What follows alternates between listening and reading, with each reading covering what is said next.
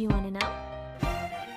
Alfabetização e inclusão do aluno surdo numa perspectiva bilíngue. Tava esperando por isso, né? Tava ansioso por este tema, né? Eu sou professora de educação especial, com habilitação na educação de deficientes da audiocomunicação. Por isso, falar sobre a alfabetização, a inclusão do aluno surdo é o que move esse ser. Amo falar sobre a alfabetização do aluno surdo, amo falar sobre técnicas de alfabetização, amo falar sobre inclusão do aluno surdo. Mas vamos ser honestos. Demorei 4 anos dentro de uma faculdade para aprender o pouco do que sei.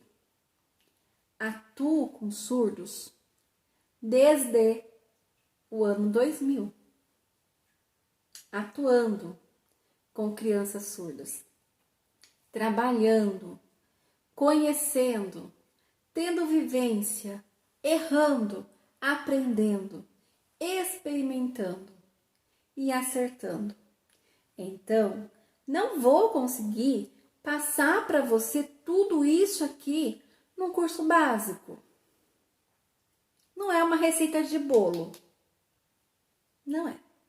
Mas pretendo mostrar para você o que é possível. Como buscar caminhos, tá? É isso que nós faremos com este tema. Buscar caminhos. Vamos discutir sobre estratégias de alfabetização. Vamos discutir sobre estratégias de inclusão. E eu quero despertar em você o interesse por este tema, o desejo de fazer isso acontecer na vida do seu aluno surdo. Eu quero. E quero estar com você numa outra situação, num outro momento, em que nós possamos nos aprofundar nisso. Porque por hoje é apenas o básico, tá bom? É apenas o básico.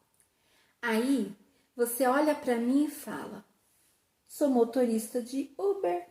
Para que eu vou falar sobre a alfabetização do aluno surdo?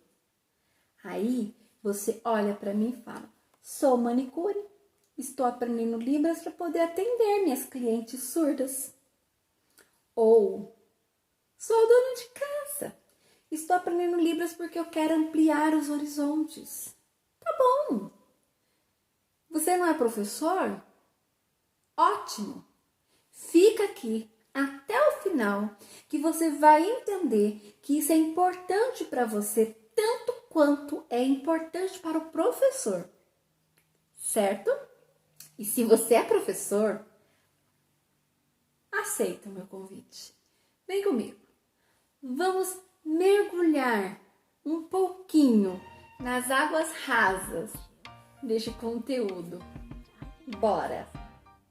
Cause the sun is up, it's a beautiful day. Quando nós falamos de estratégias de alfabetização e inclusão do aluno surdo, a gente tem que entender que a criança surda, ela tem uma necessidade, uma especificidade diferente da criança ouvinte, certo? Partindo do seguinte princípio: ela é surda ou ela é deficiente auditiva. Eu sou uma professora de educação especial que abracei a perspectiva bilíngue, tá? Já falamos em outros momentos, mas eu vou aqui endossar para você o que é a proposta bilíngue. É a ideia de que a criança surda, ela precisa primeiro aprender a sua língua materna, que é a Libras, para depois aprender o português, que é uma segunda língua para ela. Então, dentro da perspectiva bilíngue, o sonho é que a criança surda ela tenha todo um processo onde ela aprenda primeiro Libras, para depois ela aprender português, na modalidade escrita, porque ela é surda, tá bom? Mas, quando nós falamos de surdez, abre aspas, para mim surdo é surdo. Não importa se ele tem uma perda moderada ou uma perda profunda, surdo é surdo, porque eu sou adepta da concepção socio-interacionista, tá? Eu não vejo a surdez como uma patologia, eu vejo a surdez como uma diferença. Essa foi a minha pesquisa, o meu TCC, lá em 2004. Quando eu me formei, o meu TCC, que eu nunca esqueço, porque o primeiro TCC ninguém esquece, teve o seguinte tema: surdez, deficiência ou diferença? Desde lá, eu já tinha essa noção de que surdo não é deficiente, surdo não é doente, é diferente. Porque se ele souber Libras, que impedimento ele tem? Ele se comunica, o resto acabou, certo? Não é como, por exemplo, um deficiente físico que usa uma cadeira de rodas, que tem uma limitação. A surdez, ela não impõe limitações, ela traz barreiras na comunicação. Mas se o surdo tiver todos os seus direitos garantidos, como por exemplo, o acesso à língua de sinais, aprender a Libras, que hoje é lei, gente, já tá aí, não tem que ficar desenhando muito isso, já tá aí, tá? A língua de sinais já tá como lei, já é reconhecida como língua oficial da comunidade surda, as escolas já estão sendo obrigadas a inserir a Libras como um conteúdo, não tem jeito, acabou. Se ela tiver um intérprete para intervir nas comunicações, ela pode ser médica, ela pode ser juiz, ela pode ser o que ela quiser. Então, eu, Fran, desde sempre, vi a surdez como uma diferença e não como uma deficiência. Mas nós já aprendemos em aulas anteriores que existem sim concepções, né? Existem sim ideias sobre surdez e deficiência auditiva. Não vamos falar disso agora porque já foi tema de uma outra aula. Quando estudamos a história do surdo, vimos as dificuldades que os surdos enfrentaram para chegar a esse espaço como eles têm hoje, para ter esse respeito, para ter esse respaldo legal, né? Viemos de uma era onde surdo era tratado como endemoniado, como anormal, surdo era amarrado, surdo era preso, surdo era... Enfim, já passamos tudo isso, já ficou lá atrás. Hoje o surdo ele é um ser atuante da nossa sociedade. Então, avançamos muito, certo? Mas ainda existem diferentes ideias, até mesmo com o próprio surdo. Vimos na aula de identidade surda, você aprendeu sobre identidade híbrida, identidade flutuante, identidade de transição. Você viu que cada surdo tem uma forma de se ver e nós percebemos características próprias muito singular. Cada surdo tem uma identidade. E essa identidade, essa forma de reconhecer o mundo ou de receber as informações vão determinar a forma como você vai alfabetizar esse surdo. Aí você olha e fala, eu entrei no curso de Libras do zero com a estratégia de alfabetização e inclusão do aluno surdo, mas a Fran ainda não ensinou nada. Como não? Você teve aula de história dos surdos, você teve aula de aspectos biológicos de surdez, você teve aulas sobre identidade surda. A gente falou sobre N coisas que hoje você vai conseguir lembrar e amarrar aqui nessa aula, certo? Então, falando aqui de surdez, tá? O que a lei diz que é a surdez? Decreto número 5.626, de 22 de dezembro de 2005. Regulamenta a lei número 10.436, de 24 de abril de 2002, que dispõe sobre a língua brasileira de sinais. Artigo 2 diz: para os fins deste decreto, considera-se pessoa surda aquela que, por ter perda auditiva, compreende e interage com o mundo por meio de experiências visuais, manifestando sua cultura principalmente pelo uso da língua brasileira de sinais. Segura aí, experiências visuais. Resumindo, meu caro gafanhoto, o surdo, ele aprende como? Qual é o canal de entrada? É o visual. É por isso que a Libras é uma língua visogestual. Porque o surdo se comunica e se expressa por meio de uma língua visogestual. Então, não tem uma outra forma de alfabetizar um surdo, de ensinar um surdo, se não for usando recursos visuais. Certo? Tá lembrando de aulas anteriores? Tá, né? Então tá bom. Então é isso. Recursos visuais. Se eu tenho aluno surdo, qual que é a minha primeira preocupação? É que ele tenha o direito dele de acesso a Libras. Primeira coisa, eu vou ensinar Libras. Se ele vai ler, se ele vai escrever, isso aí é outra história, porque nós somos bilíngues, a gente tem que defender a proposta bilíngue. Existem outras propostas? Existe a oralista, existe a bimodal, comunicação total, deixa lá, tá? Libras com Franlemos é bilíngue. Eu sou bilíngue, tá bom? E eu quero que você seja, porque é o que há de melhor, é o bilinguismo. Claro que cada situação é uma situação, até porque você teve uma aula de identidade surda para entender isso e respeitar, certo? Mas por que eu defendo o bilinguismo? Porque eu acredito que sem linguagem, sem comunicação, não tem desenvolvimento, tá bom? Se eu tenho uma criança com perda auditiva, é diferente. Por quê?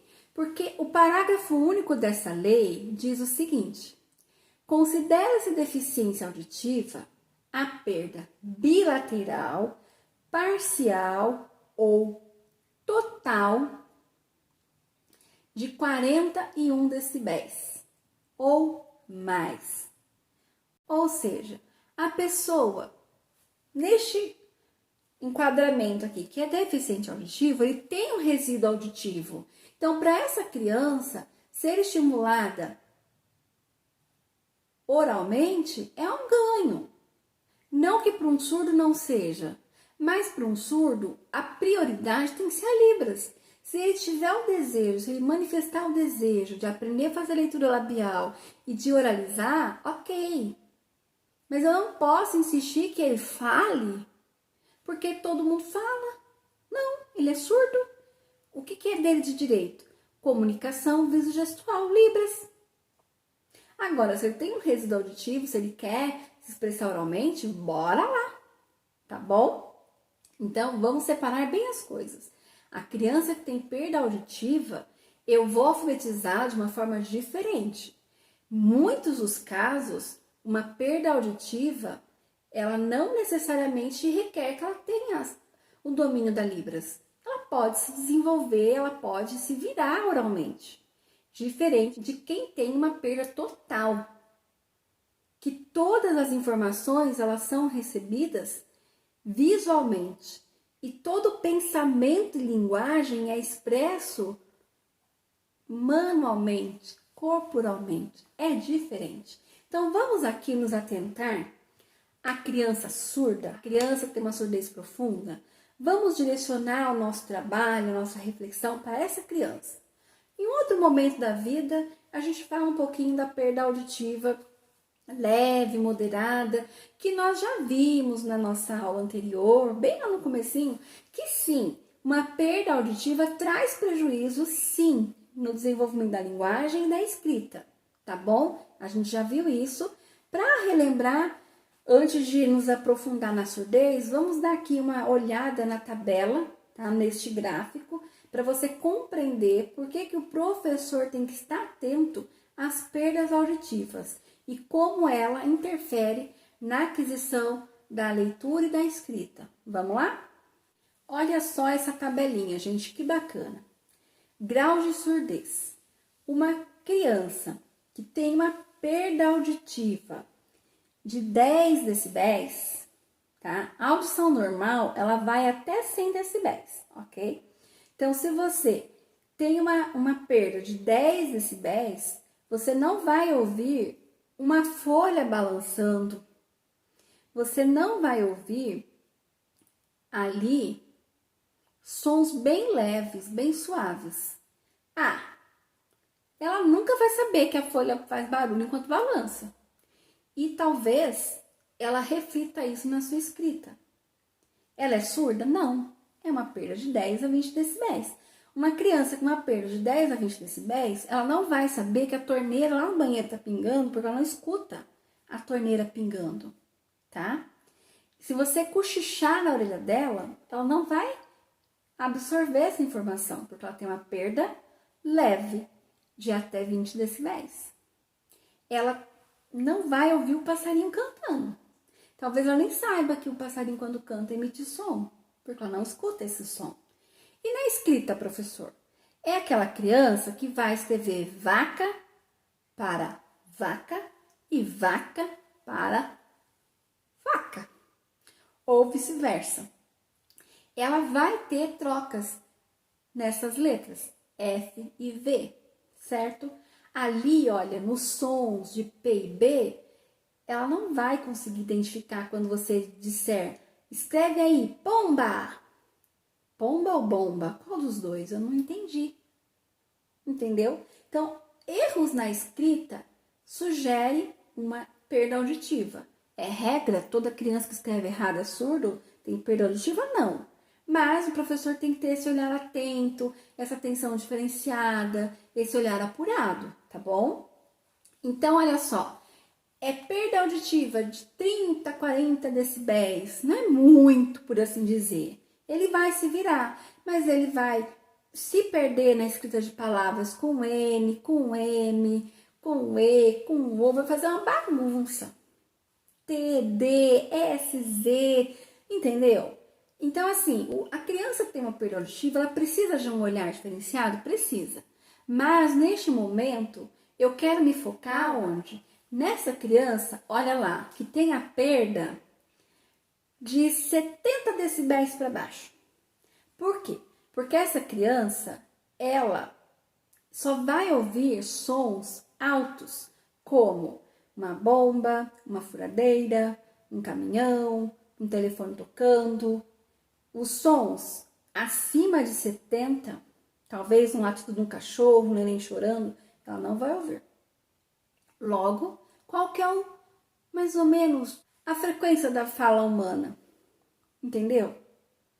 Então, é sobre essa criança que a gente vai falar agora, tá? A criança tem uma perda de 70 decibéis. Significa que de 70 para cima, ela não ouve nada disso.